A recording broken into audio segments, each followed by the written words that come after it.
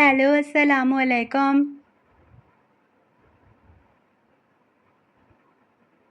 और सुनाएँ क्या हाल है? अच्छा, अच्छा सब बढ़िया।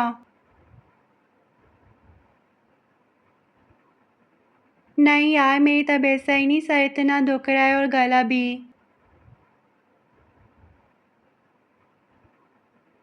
हाँ यार, गले में इतना दर्द है, गला बंद है।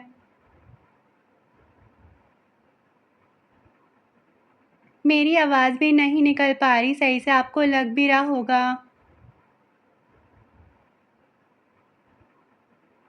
हाँ यार, पता नहीं क्या हो गया अचानक से।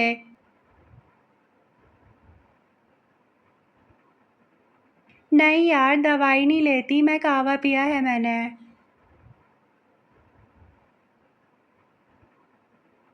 नहीं, नहीं जाऊँगी दवाई लेने अगर 2-4 दिन में सही नहीं हुआ। हाँ यार, चलो सही है, बाय। मुझसे बात ही नहीं हो रही लेकिन आप हैं कि वॉइस पर बातें करना है। जब भी मैं सही हो जाऊँगी तो कर लूँगी बातें, अभी मैं जा रही हूँ, ठीक है? ओके, बाय, अल्लाह हाफ़िज़।